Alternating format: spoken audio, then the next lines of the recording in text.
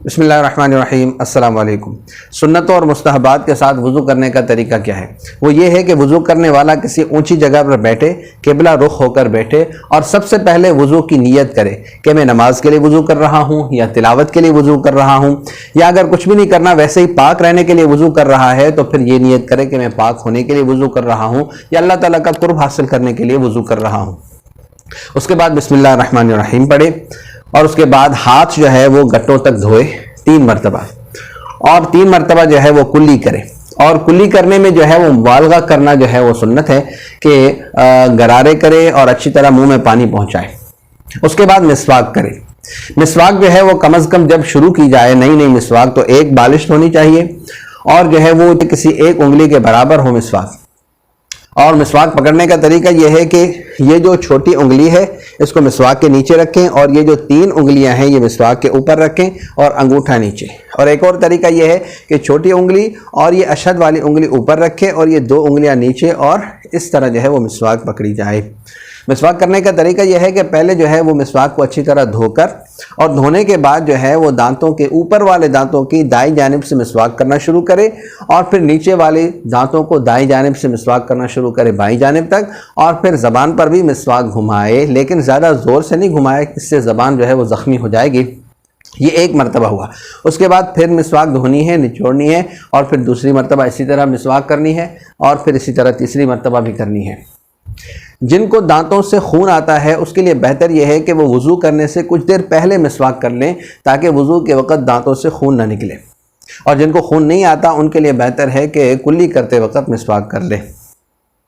اس کے بعد جو ہے ناک میں پانی چڑھانا ہے، 3 مرتبہ ناک میں پانی چڑھانا ہے۔ سیدھے ہاتھ سے 3 مرتبہ پانی چڑھائے، الٹے ہاتھ سے ہر مرتبہ میں ناک کو چھڑکے اور الٹے ہاتھ کی چھوٹی انگلی کے ساتھ ناک کو صاف کرنا ہے۔ اس کے بعد ہے چہرہ دھونے کی باری۔ چہرہ دھونے میں جو ہے وہ پانی ہاتھ میں لے کر چہرے کو دھوئے، اس طرح دھوئے کہ کان کی ایک لو سے دوسری لو تک پانی پہنچ جائے، اور چوڑائی میں بال جہاں سے اگنا شروع ہوتے ہیں وہاں سے لے کر تھوڑی کے نیچے تک پانی پہنچ جائے، آبرو کے پیچھے بھی پانی پہنچ جائے۔ اور کچھ لوگوں کی عادت یہ ہوتی ہے کہ وہ منہ دھوتے وقت زور سے آنکھیں بند کر لیتے ہیں، جس کی وجہ سے جو ہے پلکوں کے ارد گرد کا علاقہ جو ہے وہاں پر جو ہے وہ پانی نہیں پہنچ پاتا۔ تو جو لوگ یہ کام کرتے ہیں وہ زور سے آنکھیں بند نہ کریں تاکہ ان کا وضو خراب نہ ہو۔ اور کچھ لوگوں کی عادت یہ ہوتی ہے کہ وہ ہونٹ اس طرح بند کر لیتے ہیں، تو اس سے بھی جو ہے وہ ہونٹوں کے ظاہری حصے پر چونکہ پانی پہنچانا فرض ہے تو وہ اس طرح کریں گے تو پھر ان کا وضو نہیں ہوگا۔ چہرہ دھونے کے بعد داڑھی کا خلال کرنا ہے۔ خلال کا طریقہ یہ ہے کہ چلو میں پانی لے کر داڑھی کے نیچے لگائیں، اور لگانے کے بعد جو ہے انگلیاں داڑھی کے اندر ڈال کر اور نیچے کی طرف کھینچ کے لے جائیں۔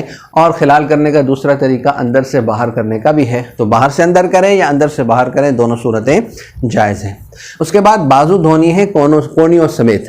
اب بازو دھونے کے لیے بہتر طریقہ یہ ہے کہ ہاتھ میں پانی لے کر ہاتھ سے لے کر کونی کی طرف جو ہے وہ پانی بہایا جائے، اس وجہ سے کہ نبی پاک صلی اللہ علیہ وسلم اور صحابہ کے دور میں نل اور ٹوٹیاں وغیرہ نہیں ہوا کرتی تھی، وہ کسی برتن سے وضو کیا کرتے تھے، اور برتن سے وضو کرنے کا طریقہ یہی ہے کہ جو ہے وہ ہاتھ میں پانی ڈال کر اوپر سے جو ہے وہ کونیوں کی طرف جو ہے وہ بہایا جائے۔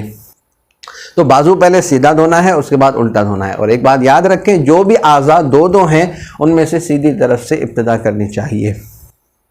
اس کے بعد انگلیوں کا خلال کرنا ہے۔ انگلیوں کا خلال کرنے کے 2 طریقے ہیں۔ ایک طریقہ یہ ہے کہ دونوں ہاتھ کی انگلیاں ایک دوسرے کے اندر داخل کر کے اس طرح نکال دیں، اور دوسرا طریقہ یہ ہے کہ ایک ہاتھ کا خلال ایک دوسرے ہاتھ کی انگلیوں سے اس طرح کرے، پھر اس ہاتھ کا خلال دوسرے ہاتھ کی انگلیوں کے ساتھ اس طرح خلال کرے۔